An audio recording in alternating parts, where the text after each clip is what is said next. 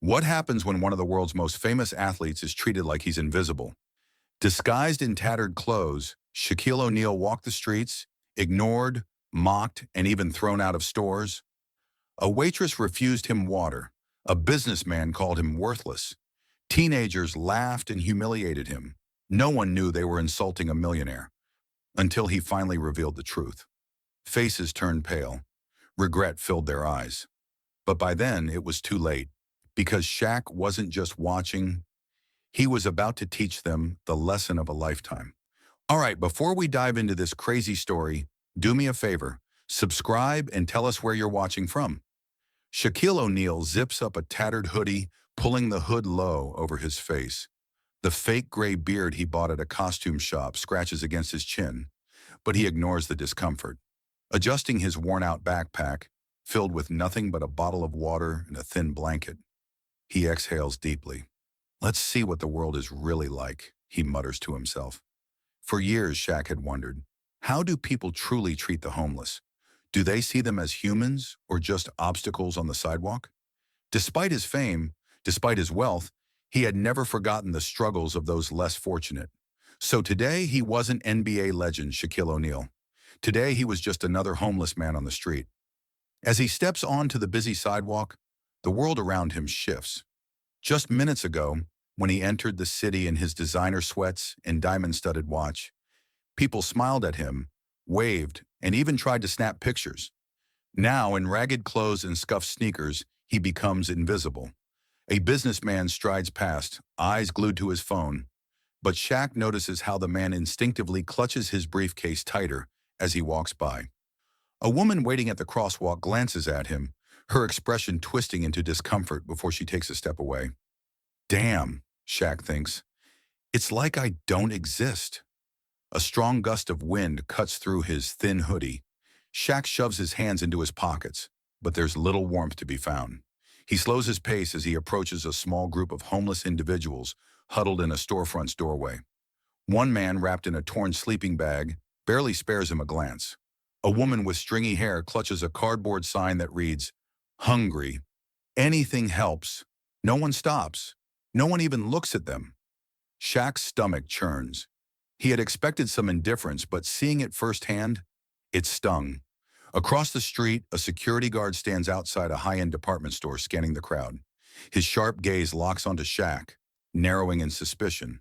The man adjusts his belt, resting a hand on the baton at his waist. Shaq keeps walking, but he can feel the guard's eyes following him. As he crosses the street, he passes a young couple laughing over coffee. They don't even glance in his direction. A group of teenagers walks toward him, but at the last second, they shift their path to avoid getting too close. Man, if only they knew who I was, Shaq muses, shaking his head. But that was the whole point, wasn't it? To see how they treated him when they didn't know. Then just as he reaches the corner, the security guard from earlier steps out of his post and starts walking toward him. His grip tightens on the baton. This should be interesting, Shaq thinks, preparing for whatever is coming next. The security guard eyes him suspiciously, tightening his grip on his baton. Shaq's stomach grumbles, but it's not food he's after. Just a simple glass of water. As he approaches a small corner diner, he pulls his hood down lower, trying to ignore the stares from passing strangers. The warm glow of the diner's lights spills onto the street, and through the large windows, Shaq can see families laughing over steaming plates of food.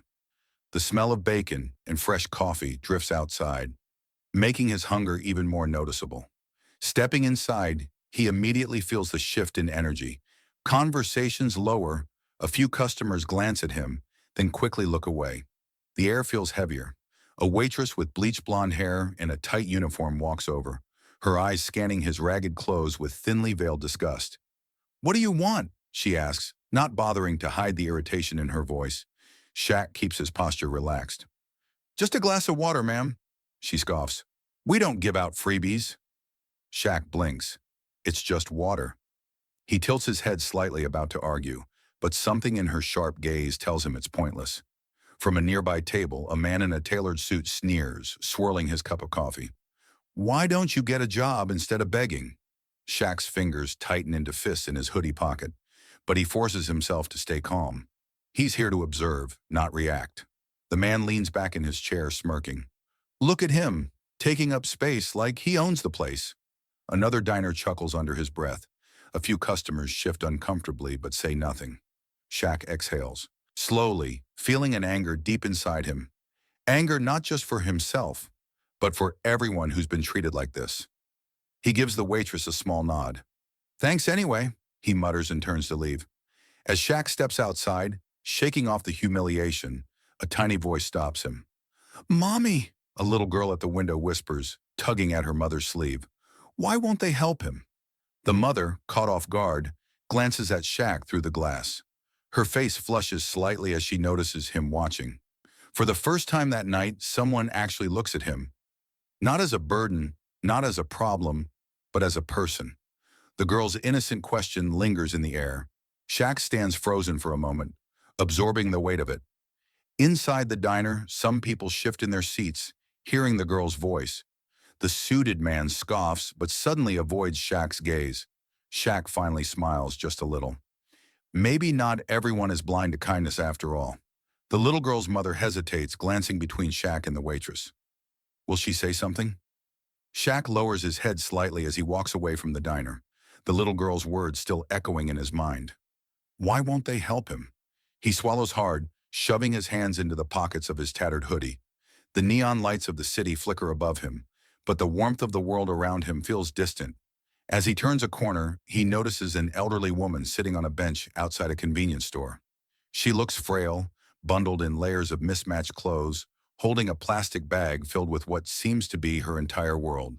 Her silver hair peeks out from under a knitted hat, and her eyes, though weary, hold a certain warmth. She watches Shaq closely before pulling something out of her bag, a sandwich wrapped in wax paper. With a small smile, she gestures toward him. Here, son, she says, her voice gentle but firm. You look like you could use a bite. Shaq hesitates. He isn't actually hungry, at least not in the way she thinks. But something about the offer makes his chest tighten. This woman who has so little is still willing to give. You sure? Shaq asks, his deep voice softened. She nods. Ain't much, but kindness don't cost a thing. Shaq sits beside her, carefully unwrapping the sandwich. Thank you, he says sincerely. You didn't have to do this. The woman chuckles, her eyes twinkling with something between wisdom and sadness. Oh, honey, I've been where you are. Shaq looks at her curiously. What do you mean? She sighs, staring down at her hands. Lost my husband a few years back. Cancer took him quick. Bills piled up, and before I knew it, I was out on the street. Shaq listens, his heart sinking. No family to help? She shakes her head. Had a son, but we lost touch. I don't blame him. World's hard for everyone. You learn to survive. Shaq studies her, realizing how easily life can strip someone of everything they once had. He thinks about his own life, the fame, the wealth, the comfort. And then he looks at her, sitting here, giving away what little she has to a stranger. He grips the sandwich a little tighter. You're a good person, he says softly. The woman smiles, patting his arm. So are you, son, I can tell. Just then, the sound of laughter breaks the quiet moment. Across the street, a group of teenagers lean against a lamppost, pointing at Shaq and the old woman. One of them pulls out a phone, recording. Yo, look at this dude, one of them snickers. He's huge. What kind of giant bum is that? Another teen laughs. Maybe if he wasn't so big, he wouldn't be homeless. Shaq takes a slow breath, his hands curling into fists. Not out of anger, but out of something deeper. Disappointment. The old woman pats his knee gently. Ignore 'em, sweetheart. They don't know what they don't understand. Shaq exhales, forcing himself to relax. But he knows this isn't over. The teenagers cross the street, still laughing, their cameras pointed right at Shaq. What will he do? Shaq keeps his head down, still sitting on the bench beside the elderly woman.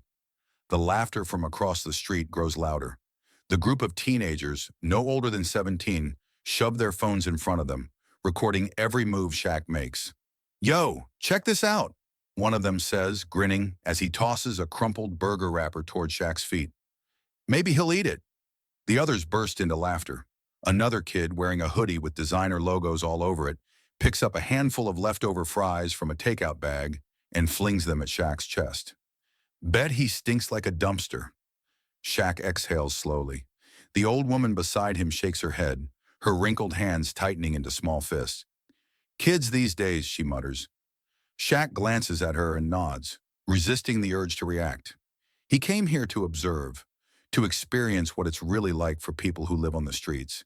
If he fights back, the lesson is lost. But the kids don't stop. One of them steps closer, nudging Shaq's worn-out sneaker with his own spotless white shoes. What's wrong, big guy? Too broke to fight back? Another teen lifts his phone higher, recording every moment. Nah, man, he knows better. Probably got locked up before. Shaq finally looks up, his deep brown eyes locking onto the group. His gaze alone makes the teens hesitate, but only for a second. They don't recognize him. Not under the fake beard, not in these ragged clothes. They only see what they expect to see. A homeless man. Before Shaq can respond, the door to a nearby convenience store swings open. A middle-aged man in an apron steps outside, his eyes immediately narrowing when he sees Shaq. Hey, the store owner barks. I told you people to stop hanging around my store. You're scaring off customers. Shaq furrows his brows. You people?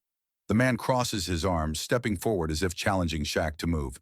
You got 30 seconds to get off my sidewalk, or I'm calling the cops. The teenagers chuckle, one of them whispering, Oh, this is getting good. Shaq sighs, gripping the edge of the bench. He could stand up, tower over all of them, remind them that he's not someone they can push around. But that's not the point of this. He needs to see how far they'll go. The elderly woman beside him scoffs. This man ain't done nothing wrong. The store owner ignores her. I don't care. I don't need a homeless camp outside my business. Shaq slowly stands, towering over the man. The laughter stops. The store owner swallows hard but doesn't back down. I'll give you one last chance, the man says, pulling out his phone. Leave or I call the cops. Shaq clenches his jaw. This experiment might end sooner than he planned. The store owner dials 911, and Shaq realizes he might have to cut the experiment short.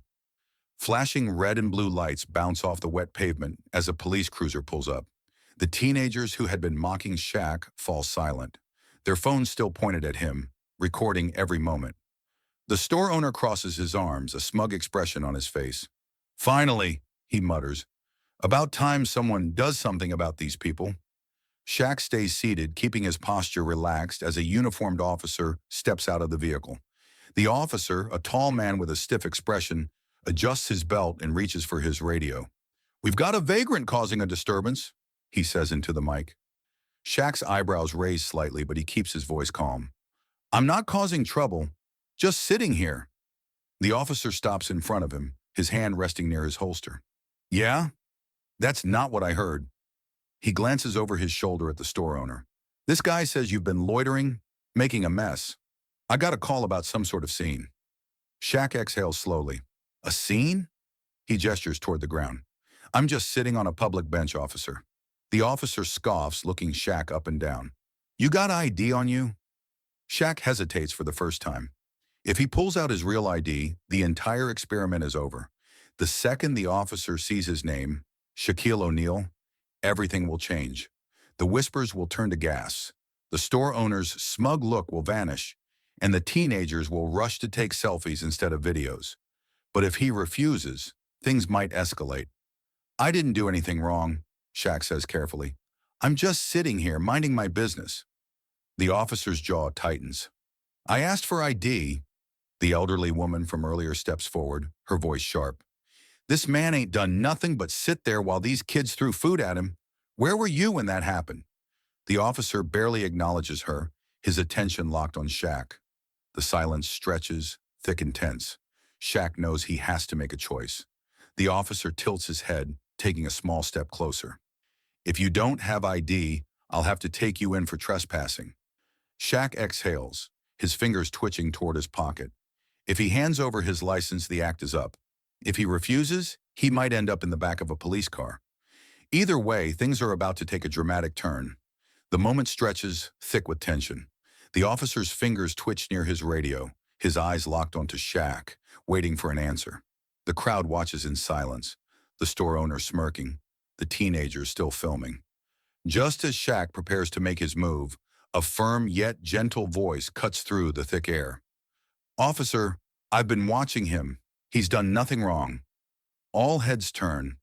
The elderly woman from earlier, the one who had given Shaq a sandwich, steps forward, standing taller than her frail frame should allow. Her face, lined with age and hardship, is set with quiet defiance. The officer hesitates, glancing at the woman. "Ma'am, I appreciate your concern, but I need to determine if this man is—" "A problem?" she interrupts, shaking her head. "I'll tell you what's a problem. People assuming the worst just because someone looks like they don't belong." Shaq watches, a mix of admiration and gratitude growing in his. He didn't ask for anything, didn't cause trouble, just sat here while those kids— She turns, throwing a sharp glare at the group of teenagers, pelted him with food and laughed. The teenagers shift uncomfortably, lowering their phones. The officer exhales, his shoulders relaxing slightly. "Ma'am, I still need to confirm his identity." "Why? Does every man sitting on a bench in this city have to prove who he is?" She folds her arms. "Or just the ones who look like they don't have a dollar to their name?" Shaq bites back a grin. This woman was sharp and fearless. The officer glances at the growing crowd. People are watching now, not just the store owner, not just the teenagers, but random pedestrians who had stopped to see what was happening. The pressure shifts. Finally, the officer sighs and steps back. "Fine," he mutters, "but if I get another call about a disturbance, I'll be back." He turns and walks toward his patrol car.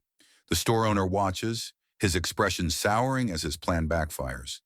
The elderly woman watches the officer go, then turns back to Shaq, offering him a warm smile. "You all right, son?" Shaq chuckles, shaking his head. "I should be asking you that. You just went toe-to-toe with the law." She waves a hand dismissively. "I've been around long enough to know when someone's being treated unfairly." Shaq nods, a genuine warmth filling his chest. Maybe not everyone in the city was cold-hearted after all. Just as he's about to thank her again, a voice from behind makes him freeze. "Hey, is that Shaq?" Shaq stiffens. The disguise. The fake beard. Was it enough? He slowly turns, locking eyes with a man in a crisp business suit, staring at him with growing recognition. The experiment might be over sooner than he planned. Shaq keeps his head down, but he can feel the teenager's eyes drilling into him. The kid's brow furrows and he leans in slightly, his gaze narrowing. "Wait a minute." The boy tilts his head, staring hard at Shaq's face. "You look like—" Shaq quickly fakes a deep cough, turning his head away and hunching his shoulders. He tugs his hoodie lower over his face, mumbling, "Ain't got a dollar, kid." The teenager blinks, hesitating. For a second, it seems like he might press the issue further. But then, he scoffs, shaking his head. "Nah, no way he'd be out here like this." He chuckles, elbowing his friend. "I thought he looked like Shaq for a second, but that dude's got millions. He'd never be sitting on a sidewalk." The group of teenagers laugh, losing interest as they turn away. Shaq releases a slow breath. Too close. But before he can fully relax, another presence catches his attention, one that sends a different kind of chill down his spine. Across the street, a sleek, black luxury car hums at the curb, its tinted window rolling down just slightly. A man in a tailored navy blue suit steps out, adjusting his gold cufflinks as he slowly surveys the scene. His gaze lingers on Shaq. Unlike the teenagers, this man doesn't look away. Shaq feels the weight of the man's stare. There's something calculating in his expression, something that makes it clear. He knows. The man doesn't say a word. He simply watches. The crowd outside the diner has thinned, and the street is beginning to settle. The elderly woman who stood up for Shaq pats his shoulder and walks away, giving him one last knowing look. Shaq considers getting up and moving, but the moment he shifts, the man in the suit steps forward, almost as if anticipating his movement. "You don't belong here." The words aren't spoken with malice, but with certainty, like a statement of fact. The man crosses his arms, the corner of his mouth twitching. Shaq clears his throat. "Excuse me?" His voice is rougher, still playing the part. The man tilts his head. "You can fool these kids and maybe even that cop, but you can't fool me." His eyes flick over Shaq's frame, studying the broad shoulders, the towering height. "There aren't many men your size in this world, let alone ones with your voice. You can change your clothes, hunch your back, fake a cough. Doesn't change what's underneath. Shaq's jaw tightens. He doesn't confirm or deny. He just stares back.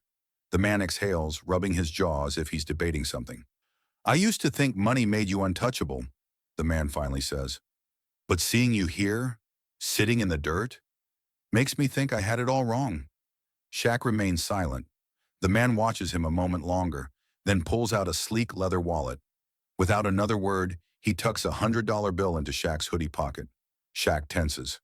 I don't need, but the man holds up a hand. Just take it. He hesitates, then says, and meet me here tomorrow. Same time. Before Shaq can respond, the man turns on his heel, stepping back into his luxury car. The door clicks shut, and the engine purrs as the vehicle disappears into traffic. Shaq stares at the bill in his pocket, then back at the empty street. What did the man mean? And more. Importantly, why did he want to see him again? Shaq was still seated on the cold pavement, watching the city move around him. Cars whizzed by, people rushed in and out of shops, and the scent of freshly baked bread from a nearby cafe filled the air. Then a voice cut through the noise. You're still here. Shaq looked up. The same wealthy man from earlier, the one who had sneered at him in the diner, dismissing him as just another homeless man, now stood in front of him. But something was different. The arrogance was still there, but there was hesitation now, as if he wasn't sure what to say next. Before Shaq could respond, the elderly woman who had helped him earlier stepped forward. She planted her cane firmly on the ground and narrowed her eyes at the man. Maybe if you showed some kindness, you wouldn't feel so empty, she said, her voice unwavering. The wealthy man flinched. His jaw tensed, but he didn't immediately snap back like he had before. Instead, he exhaled slowly and looked away, as if the words had hit somewhere deep. Shaq studied him carefully. Something had shifted. The man ran a hand through his neatly combed hair, clearly uncomfortable. Listen, he muttered, adjusting his expensive cufflinks. I may have been harsh before. Shaq raised an eyebrow, waiting. The man sighed. I don't give handouts. That's just how I was raised. You work, you earn. Simple as that. His voice was firm, but there was a crack in his certainty. The elderly woman scoffed. Easy to say when you've never had to go a night without food. Shaq remained quiet, observing the tension between them. The man looked down at Shaq again, but this time he actually looked, not just at the ragged hoodie or the fake beard, but at him. There was a long pause. Then, almost reluctantly, the man spoke again. Come with me, he said. I want to show you something. Shaq tilted his head, surprised. He could feel the weight of the moment. This wasn't just about him anymore. It was about whether this man had truly changed, or if this was just another power play. The elderly woman stepped closer, gripping Shaq's arm. You don't have to go anywhere with him, she murmured. Shaq glanced at her and then back at the man. He could walk away, end the experiment now, but his gut told him there was more to this. All right, Shaq finally said, rising to his full height. The wealthy man's eyes widened slightly as he realized just how massive Shaq was, but he quickly masked his surprise and gestured toward his sleek black car parked nearby. Shaq followed him, but not before turning to the elderly woman. Thank you, he said softly. She nodded, her gaze still filled with suspicion toward the wealthy man. Be careful, she warned. Shaq offered a reassuring smile before stepping toward the unknown. The wealthy man walked ahead, his footsteps steady, but there was tension in his shoulders. As they neared the car, he finally spoke. I used to know someone like you, he muttered. Shaq glanced at him. Like me? The man swallowed hard as if the memory was difficult. Yeah, he said, and I failed them. Shaq frowned. What did he mean by that? The luxury car rolled to a stop outside an old, worn-down building. The neon sign above the door flickered weakly. Community Shelter and Resource Center. Shaq sat in silence, taking in the sight. He had expected the man to drive him somewhere lavish, to prove a point, maybe even to belittle him again. But this was different. The wealthy man gripped the steering wheel for a moment before exhaling sharply. I haven't been here in years, he murmured. Shaq turned to him, Curiosity piqued. Why? The man hesitated, then pushed open the car door. Come inside, he said. I want to show you something. The shelter's interior was simple. Rows of chairs, a small kitchen, and beds lining the far wall. The air smelled of old fabric, coffee, and something warm cooking in the back. A few men sat hunched over their meals, their faces tired but grateful. A volunteer stacked blankets, greeting people as they entered. Shaq walked in, taking everything in. The wealthy man stood beside him, staring at the scene with a distant look in his eyes. I used to be one of them, the man finally said. Shaq's eyes snapped to him. Yeah, the man continued, a sad chuckle escaping his lips. Hard to believe, right? The rich guy in the fancy suit used to sleep in a shelter. Shaq didn't respond. He just listened. The man walked forward, brushing his fingers over the edge of an old wooden table. I had money once. Not like I do now, but enough. Then I lost everything. Bad investments, bad choices, bad people. One day I was eating steak. The next I was standing in a food line, wondering where my next meal was coming from. Shaq folded his arms. For the first time, he saw the man differently. I used to think money made me better than others, the man admitted, that it gave me value. But I was wrong. When I had nothing, the only people who helped me were the ones society ignored. The man sighed, shaking his head. I got back on my feet eventually, made smarter choices, worked my way up. But I never came back here, never wanted to remember what it felt like to be powerless. He turned to Shaq, his gaze steady. Then today happened, and I saw myself in you. Shaq raised an eyebrow. You mean you saw what you thought I was? The man nodded. And I didn't like what I saw in me. Shaq smirked. Guess that old lady was right. You are empty. The man chuckled, but there was no offense in his expression. Maybe. He reached into his coat pocket and pulled out a checkbook. Shaq's eyes narrowed. What's this? The man flipped open the book, pulled out a pen, and started writing. I want to help, he said, but only if you promise me something in return. Shaq stared at him. And what's that?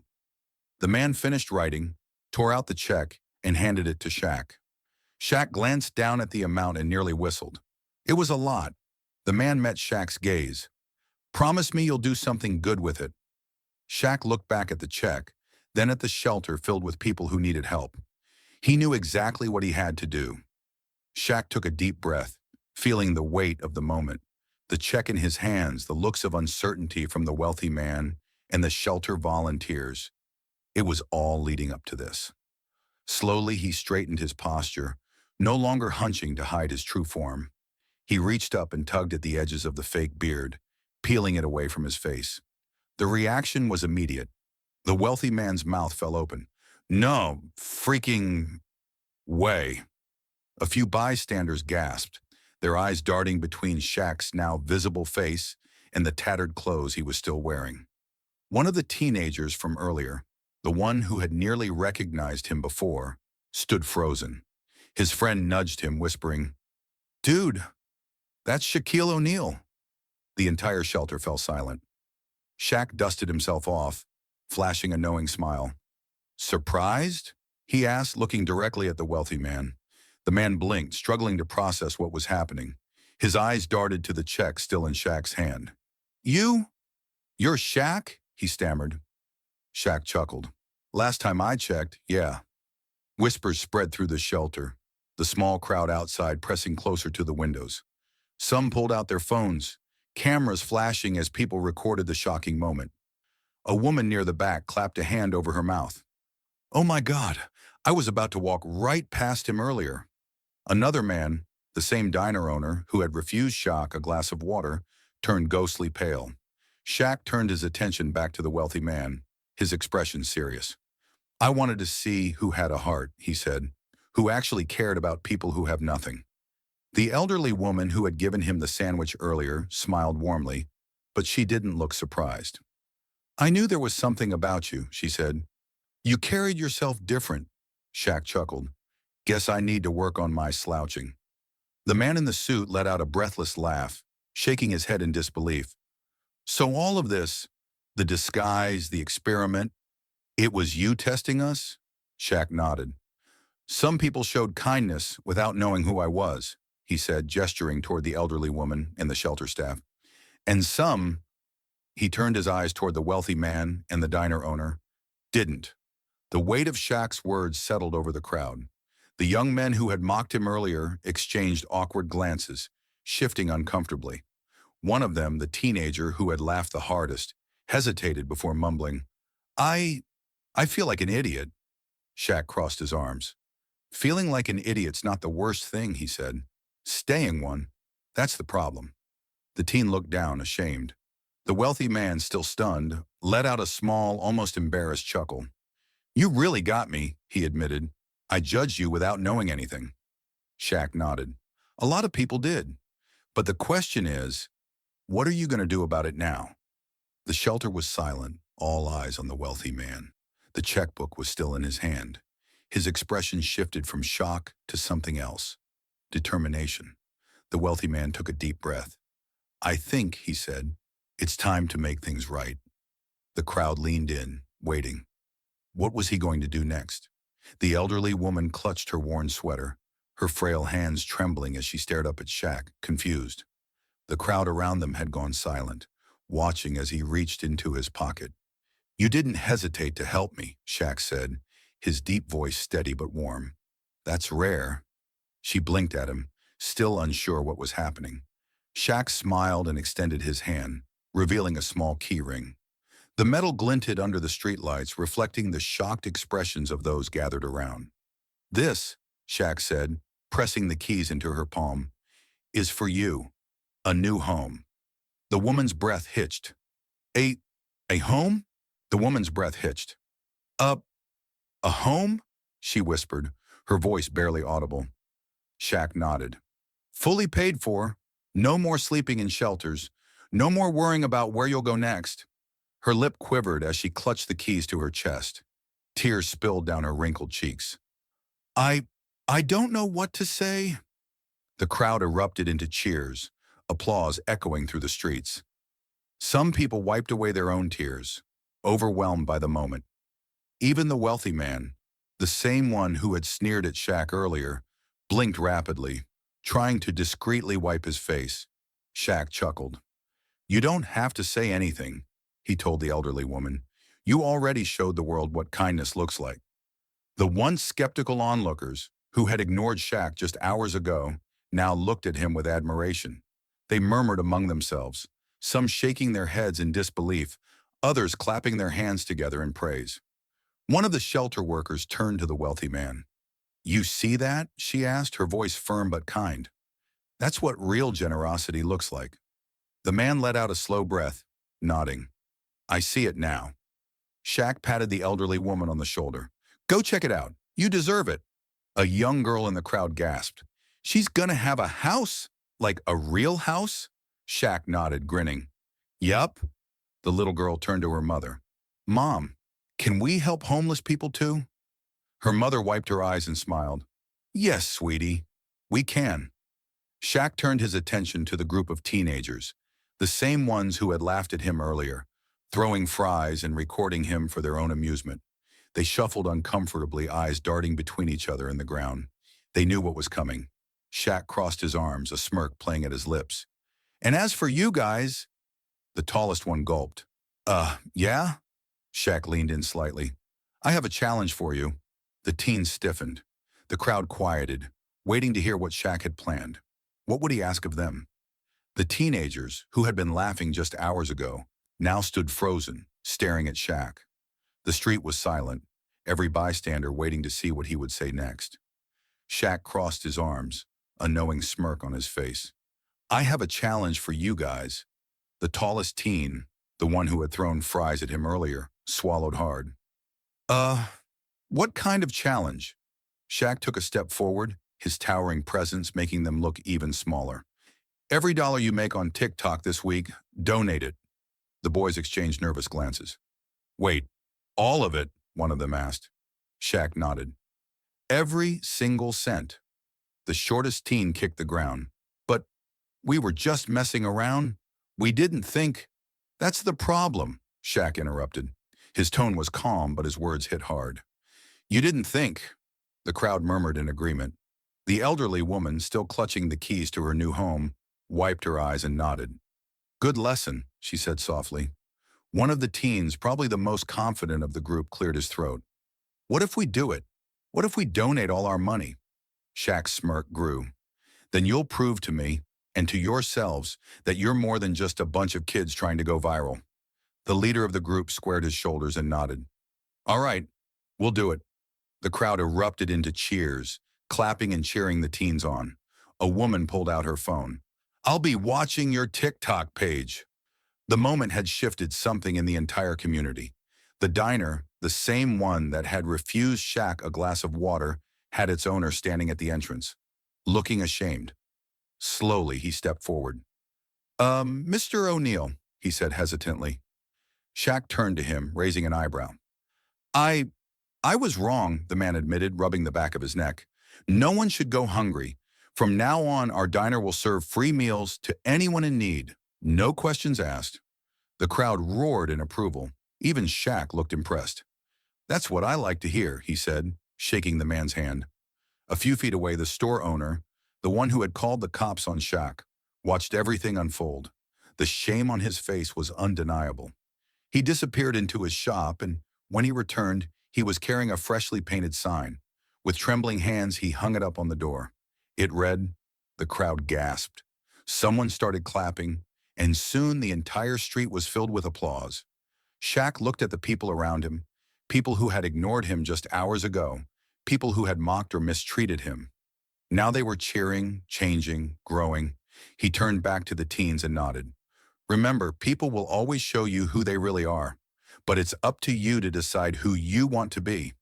The tallest teen grinned, nodding. I think we got the message, Shaq chuckled. Good.